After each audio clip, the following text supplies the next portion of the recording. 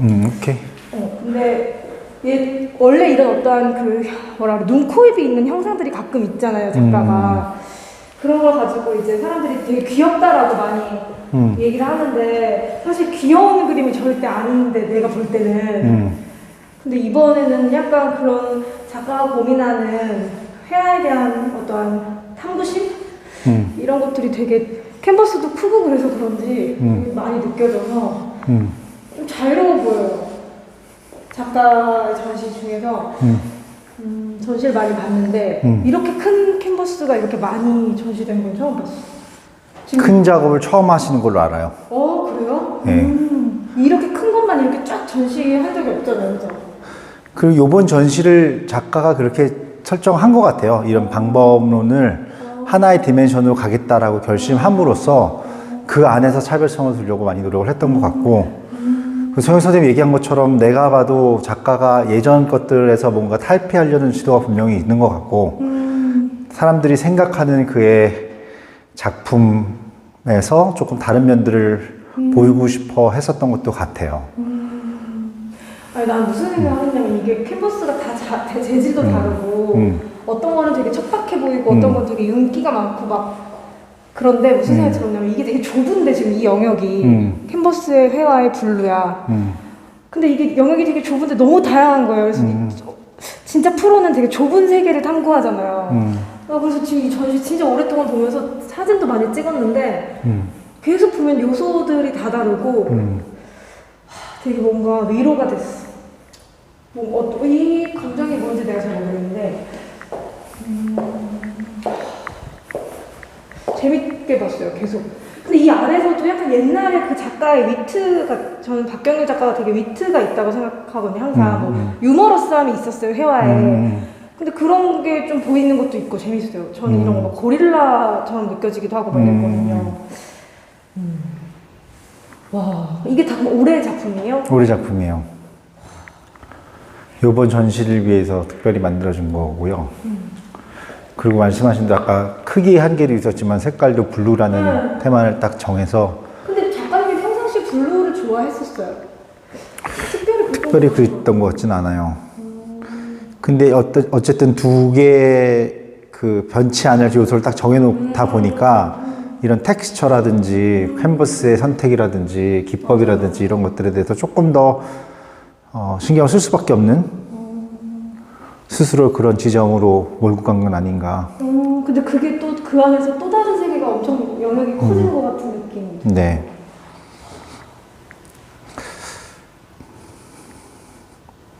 천상화가다. 그런 생각이 들었어, 내가. 이렇게 파랑의 역사라는 책을 제가 되게 재밌게 읽었는데 이게 파랑색이 우리는 뭐 바다도 파랗다고 하고 뭐 하늘도 파랗다고 하는데 막상 파란색이 아니거든요. 투명하잖아요. 그쵸. 그래서 이게 되게 많이 공간이 커지거나 깊이가 깊어져야 보이는 색인데 생각해보니까 되게 자연의 색인 것 같지만 자연의 색이 아니더라고요. 왜냐면 물도 이렇게 하면은 투명하고.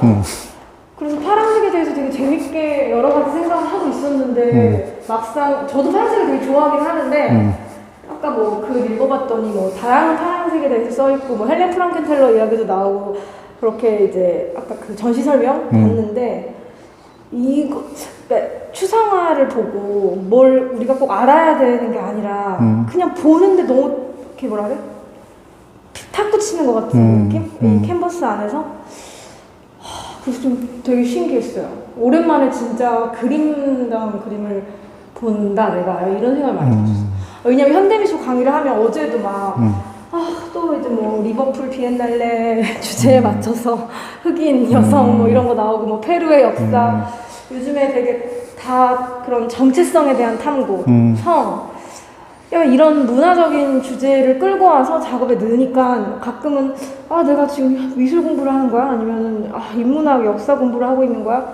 그게 재미도 있는데 가끔은 조금 피로하거든요.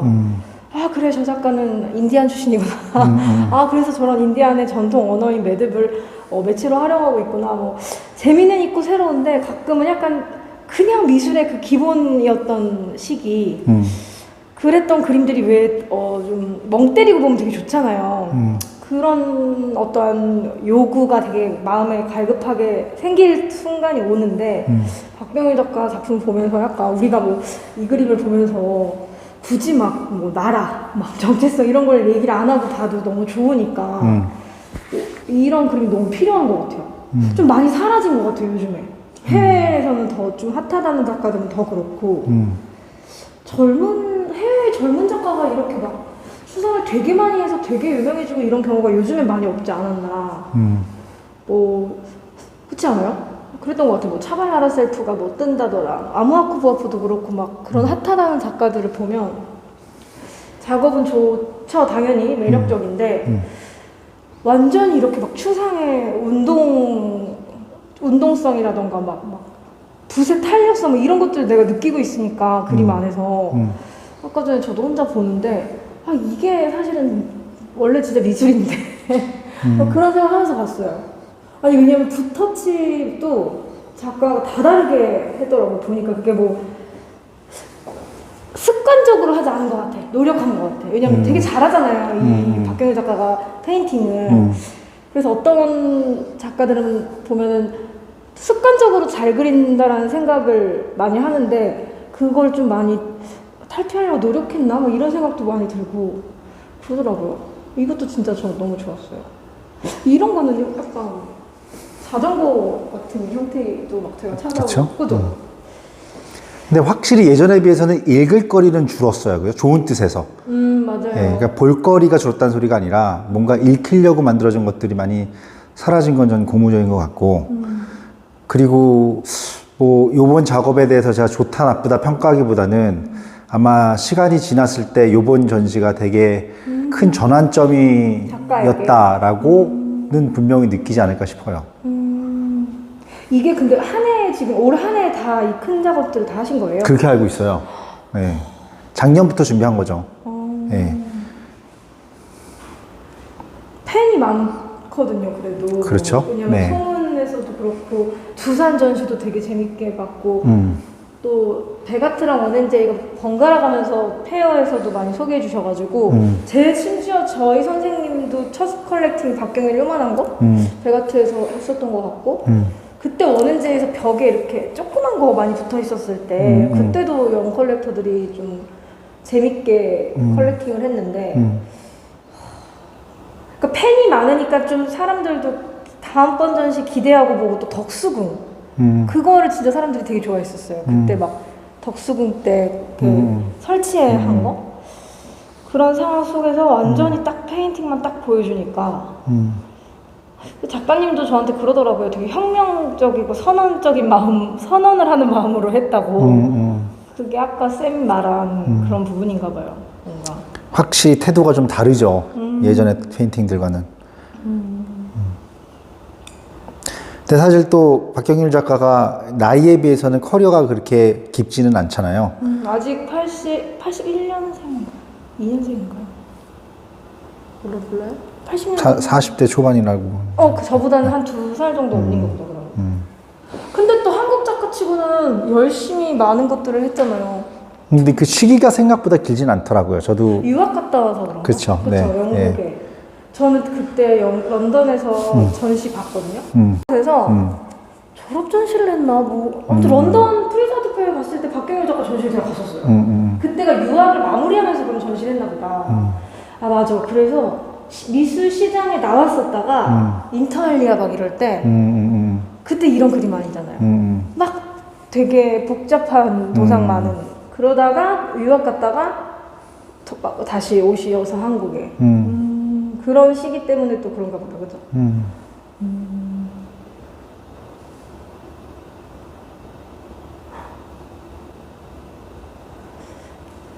빨리 얘기 좀 해봐요. 저도 쉽지가 않아요. 왜냐하면 좀 조심스러워요. 맞아요. 네, 조심스럽고 특히 제가 제 입장에서는 아직 영 커리어라고 생각을 하기 때문에 맞아요. 또 제가 어떻게 표현하느냐에 따라서 또 그게 영향을 끼칠 수 있어서 좀 조심스럽기는 해요. 근데 그런 것 같아요. 이게 음악으로 비유를 하자 그러면은 가수라고 생각한다면 노래를 잘하는 사람은 확실한 것 같아요. 그죠?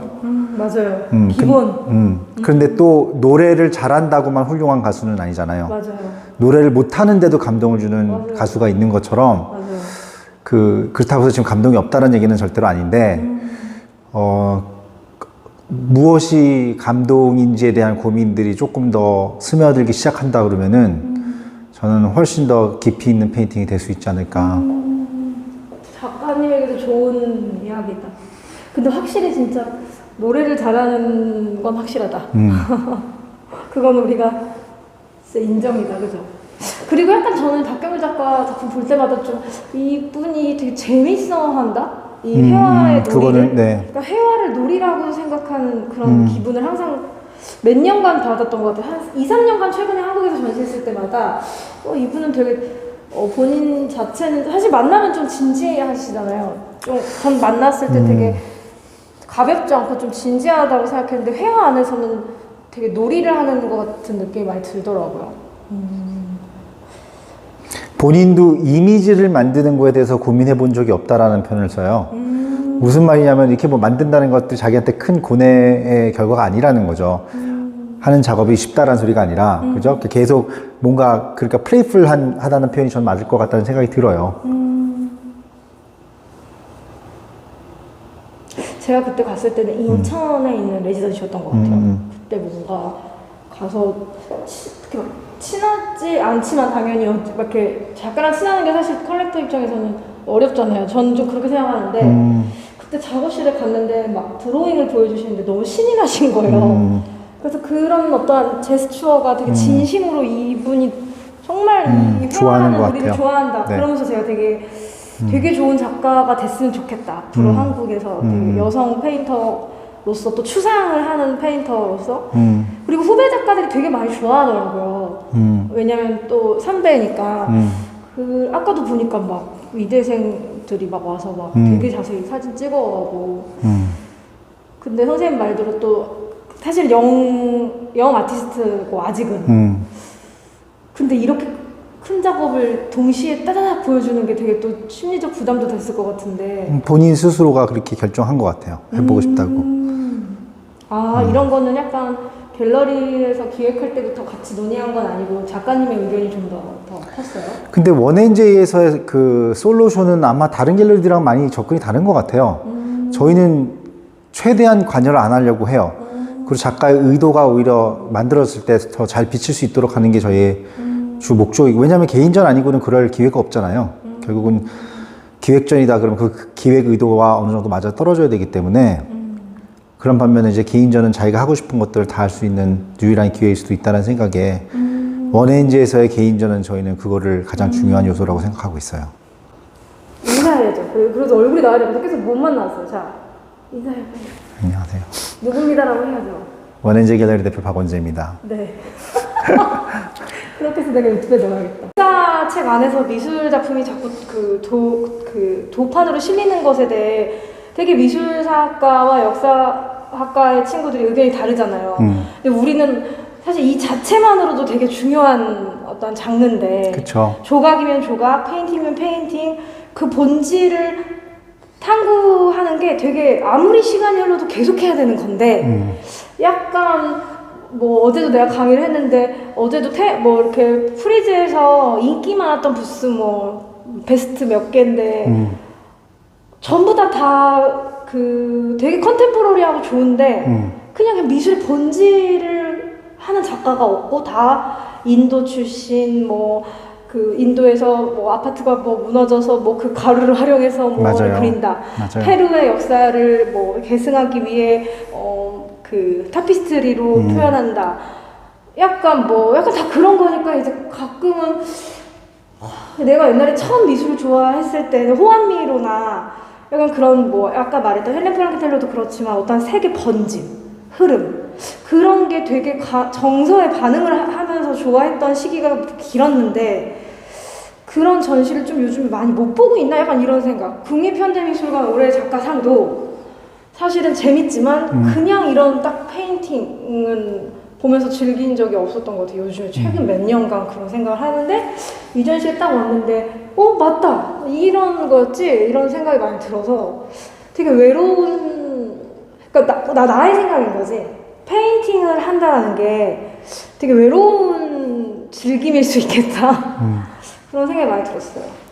뭐 회화의 역사의 흐름에서는 우리 입장에서는 계속 더 좋은 회화가 무엇인지에 대한 고민을 하고 싶겠지만 또 현대미술이라는 맥락에서는 사실 회화가 죽었다라는 이야기도 맞아요. 여러 번 나오고 있고 근데 그 이유가 뭔지에 대해서 조금 고민을 해볼 필요는 있을 것 같아요. 근데 어쨌든 미술이라는 것도 그냥 단독적으로 이렇게 위대해질 수는 더 이상 그렇죠. 없다라는 건 명확하다 보니까 뭐 아까 얘기했었던 사회적인 이슈들이 많이 담겨진 작가들을 높게 사는 경향이 있는데 요즘에 맞아요. 네, 그래서 이제 근데 거기에서도 저는 좀 조심스럽다고 느껴지는 게 이제 그게 너무 장치적으로 이용될 때도 많아요. 진짜 많죠. 네. 왜냐면 캔버스 앞에 나라는 자아가 서서 홀로 창조를 하는 것만으로도 사실 위대한 예술인데 위대한 거죠.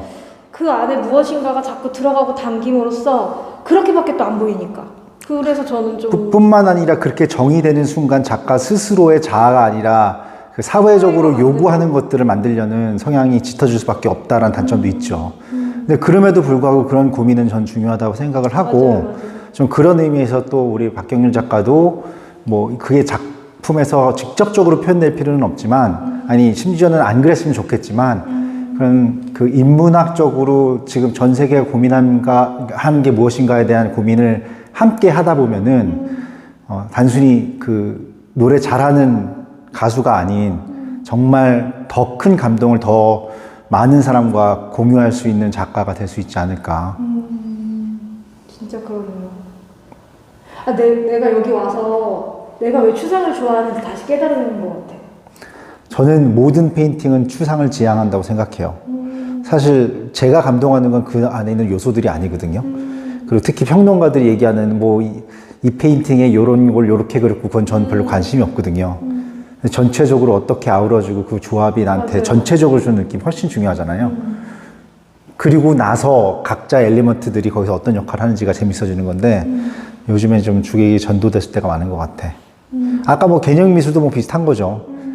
사실은 그런 렐리번스가 있어서도 렐리번스도 있어서 좋은 거지 그게 있다라고 다 위대한 미술은 아닌데 그런 엘리먼트에 대한 이야기가 아무래도 그 화두하기 훨씬 편하니까 그리고 사실 이해시키기도. 그렇죠. 그 네. 당시의 대중들이나 사람들에게 설명을 하면서 이해시키면서 약간 억지 감동?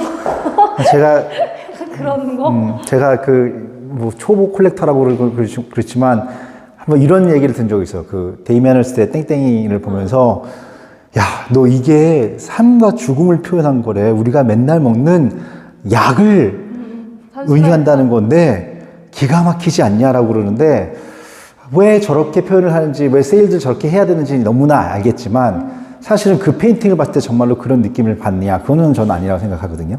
약간 어떻게 보면 그건 장식적인 물론이죠. 느낌이 강하고 네, 인테리어적으로는 그렇죠. 너무 훌륭하죠 그거는. 근데 그렇게 이해를 해야 내 마음 편한 거지. 그러니까 내가 그걸 사면서 이거는 어떠한 데미안 허스트의 알약을 사는 거야. 알약 시리즈의 파나 시리즈야. 약간 이렇게 하는 건데 확실성을 원하는 거죠. 그러면서 마음이 좀 편안해지고 어떻게 보면 내가 선택한 예술이 나를 이해시키는 그런 느낌이었던 것 같아요.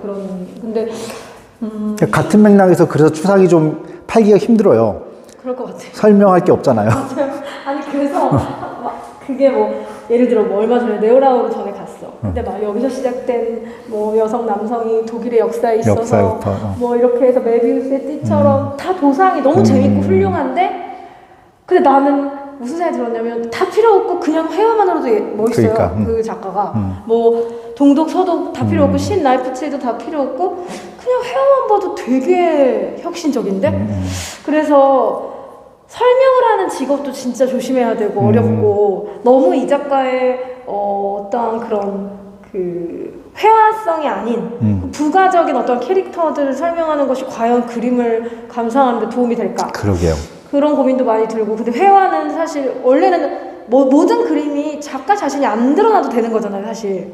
저는 그 자체가 작가라고 생각해요. 그러니까 뭐 작가가 옆에 뭔가 무슨 옷을 입고 있어야 되고 이게 아니라 그냥 작가가 하고 싶은 말이 여기 안에 다 있기 그렇죠. 때문에 설명을 원래 안 해야 되는 게 맞는 건데 그러니까 노래를 하면서 노래 가사를 설명할 필요가 없듯이 그냥 이게 설명인데 추상화 같은 경우에는 약간 여전히 사람들이 좋아는 하는데 좀 어려워하기 때문에 설명해주세요 이러면 아 이거를 어떻게 진짜 설명을 해야 될까 이런 생각이 들 것 같아요. 왜냐면 이 작가가 뭘 보고 그린 것이 아닌데 뭘 그린 거냐고 물어보면 다시 네? 약간 그렇게 되는 거죠.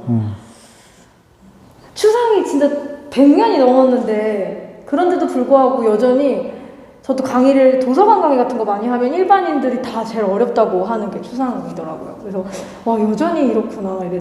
근데 예쁘다고도 많이 또 해.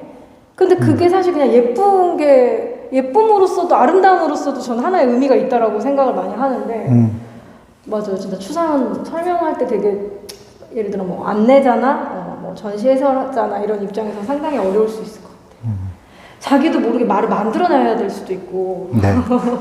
그럼 불가피한 부분도 있지만, 늘어나요. 또 동시에 아까 말한 것처럼 나는 그 말에 작가가 갇힐까봐 두려울 때도 있어요. 맞아요. 그래서 원래 미술은 작가가 하고 싶은 말이 있는데 이걸로 표현했기 때문에 사실은 설명을 길게 안 해도 돼. 그렇죠. 이 자체가 표현이고 맞아요. 이 자체 있는 그대로 그냥 받아들여야 되는데 상업화되면 어쩔 수 없이 설명을 요하니까. 해야 되죠. 그리고 사실은 설명을 하면 더 친해지는 것도 있죠. 친해지면 그쵸. 더 좋아질 수도 있고. 지금까지 박경률 작가를 이해하는 언어는 조각의 회화의 조각화 이런 단어를 많이 썼던 것 같아요. 작가도. 뭐 그래서 설치하면서 그때도 뭐 사람들이 봤던 소문 전시에서도 이거 조각 아니고 회화의 뭐 일부다 이렇게 작가가 많이 설명해 주시고 그래서 이제 사람들이 저는 조각도 있는데 이렇게 조그만 거 근데 이제 이번 전시는 아예 이렇게 설치된 게 없잖아요. 하나도. 그러니까 오로지 진짜 딱 페인팅으로만 승부를 하고 있는 그런 느낌이에요. 근데 계속 보면 그 어떤 작은 박경률 작가만의 어떤 그 이렇게 말하면 작가가 싫어하겠지만 박경률 작가만의 캐릭터가 있거든요. 어떤 저런 형태 X자 저런 게 또 있어. 그죠? 뭔가 프라이팬도 아닌 것이 그죠? 무슨 강아지도 아닌 것이 쪽제비도 아닌 것이 그래도 훨씬 예전에 비해서는 추상화됐죠? 네. 근데 저는 이런 기호도 재밌어요. 왜냐면 모든 그림이 다 섞여 있을 때 박경률 작가가 찾을 수 있을 것 같아요. 이제는 약간 이 작가만의 그런 게 있는 것 같아요.